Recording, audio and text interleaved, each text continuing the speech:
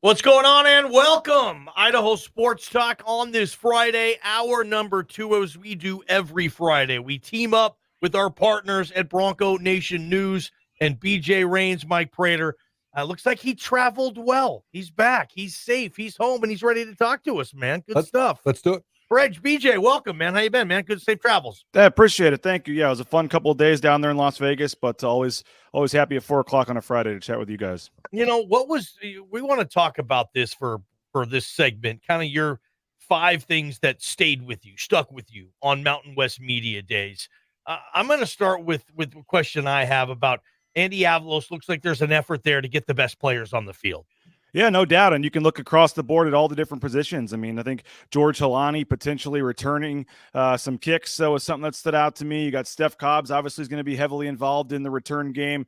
It wouldn't shock me to see Ashton Genty at some point back in the return game as well. But I think when you look at what they did on defense with some of the position changes, I mean, a guy like Tyreek Jones, 4th on the team in tackles last year, 2 interceptions, led the team with 6 pass breakups, and yet they're going to move him down to the nickel spot to try to replace Kekala Canio, and you're going to look at Rodney Robinson and Shale and Depot going to be battling for that spot. I think that was a little bit of a surprise. We just kind of assumed Jones and Skinner would be the 2 safeties, but they want to move some pieces around to get their best guys on the field there. And then how do you replace Riley Wimpy? Well, obviously they didn't see enough from Schramm or Hawkins or those guys during the spring, because they're going to go ahead and move Isaiah Banya back to that spot. And so I think they said he played there some last year in some packages. That's great. I get it, but those are 2, I wouldn't say huge moves, but, decent moves on defense to try to get their best 11 players on the field. And I think the 2 positions they needed to shore up, it looks like they're going to be able to do that. BJ, you've been saying all off season that you expect there to be a role for Taylen Green, kind of more so than there's been. I do. What was your thought process now after camp about Taylen Green? Well, as me and Prater usually do, and you too, Johnny, we talked 30 minutes and didn't get to half the topics on my list this morning on our morning show, because I was hoping to get to this a little more, and I'll save the audio for next week, I guess. But I asked Andy Avalos point blank, what is Taylen Green's role going to be, or will he have a spot on the field? And Andy Avalos said if things continue if things continue in the direction they're headed, yes, he'll have a spot where he sees the field in most games in some capacity. He said we've got to find a way to get our, again, best players on the field. And if Taylen Green deserves to be out there in some role, and if he can help the team, they're going to find a way to do that. And it sounds like that's the direction it's heading. And so Andy Avalos was, I asked him, I mentioned the Montel Kozar thing a couple of years ago, and they, would just give him a series.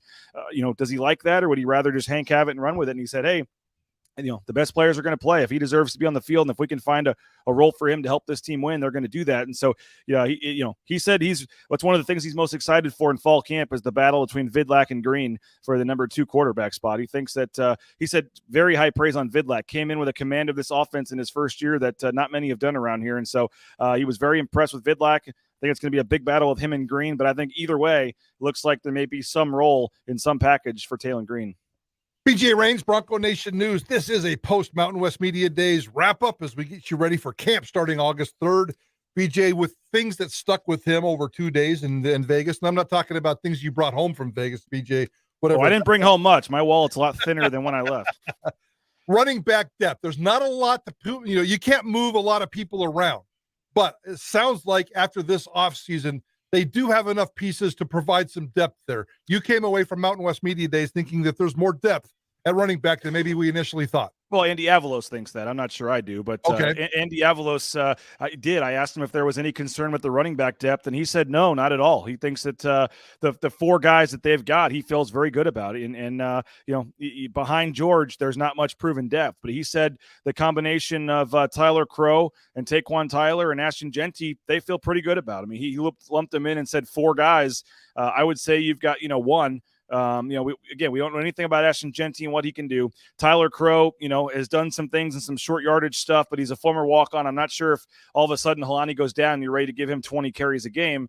And, Taquan Tyler is a junior college guy that we just don't know much about because he's been hurt a lot, hasn't played a lot. I really thought they would hit the transfer portal potentially for a running back in the offseason when you lose, two quality guys like they did in Van Buren and Cyrus Ibibilikio. I mean, there's not a lot of confidence, at least on my end, behind George Holani. So they're, in my opinion, banking on George Holani to really stay healthy this season. But Andy Avalos says he's not concerned. He says the four they have, they feel great about, and he's excited about that group going into fall camp. BJ, how big was the offensive line concerns this offseason? That was, now. Yeah, and that was one of the things I think we maybe touched on it, during yesterday's segment just a bit. But I guess I didn't realize or didn't put as much stock into as much as they are in terms of what Andy Avalos called the rotating door at offensive line last year with all the injuries, and it all starts with Keikani and the dominoes kind of fell from there. They had all the horrible snap issues last year. 3 different centers started at least 4 games, I believe. I think it was 7 or 8 different combinations in the 12 games. They just could not find a group that fit last year. And I guess I didn't put as much stock into that, maybe being the root of all the other problems. They couldn't run the ball. That obviously comes from that, but just the offense in general and in the red zone, not being able to score more touchdowns, and some of the things in terms of Hank not having as much time to find the receivers. Not to make excuses, Andy Avalos really, really feels like that was the root of a lot of the problems last year. And they feel like a offensive line that is now, shored up and fixed and in a better spot is going to make a big difference for this team moving forward. So you get Cade Beresford on the right side, you got John Ojukwu, and then, you look at the 3 guys at guard. I mean, somebody that started a lot of games last year is not going to start next year, and Will Farah and Garrett Kern and Ben Dooley. And so, I guess the offensive line, nobody really makes a big deal about it. It's not a sexy position. They're easy to blame. They don't get much praise, but I think a healthy offensive line may make a bigger impact going into this season here than maybe some folks have realized. It's crazy you say that, BJ. 3 players started at least 4 games at center last year, and not one of them was KHG, right? Yeah, it was 3 or 4. It was at least 3 games. It might have been 4 for 3 different guys. Yeah, it was, and they had the snap issues, the Utah State game. It was a debacle last year at center and on the line really for a good chunk of the year. And I think they feel way more confident this year in what that line brings to the table. BJ, you've been to a lot of Mountain West media days, 10 or so now, however long you've been covering the team. I don't know if you get a certain feel leaving media days as to what type of season might be on the horizon for Boise State. I mean, coming off that 7-5, what type of feel did you have sensing maybe a big, small, medium type of season coming for Boise State football?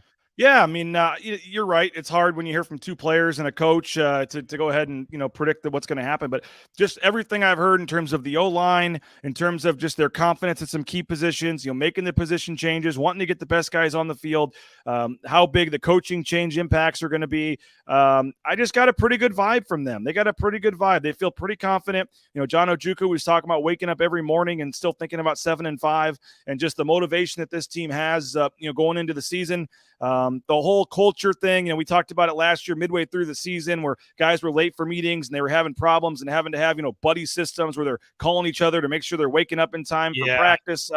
There was some major issues. CT Thomas let go in the middle of the season. I mean, there was another player, I believe, that was let go. I mean, it was just a weird stuff we were talking about that we never have before, or at least in a long time here at Boise State. And so it sounds like all that's been corrected, that the player leadership, the culture, what Andy Avalos and his staff expect from the players, there's a much better understanding of that. And so to me, you put it all together, some key returners at key spots, the whole Plow-Bachmeier, relationship in year 2, the O-line, the defense. I just feel like, all the harder games for the most part being at home, I just feel like, I'm very high on this team going into the season. I think that this is a 10-11 win team for me. I mean, things can happen, but I don't see this team losing a lot of games. I just look at the schedule, I look at it all, and I feel pretty good about this team, probably getting back to the Mountain West Championship game. That'll be fun to cover. It's obviously better to cover a winner than a loser, and hopefully, Prater, you've done a lot of it. Why are you smiling at me, Forrest? Oh, I couldn't think. I would say the complete opposite. Okay. There's nothing better than covering a losing football team.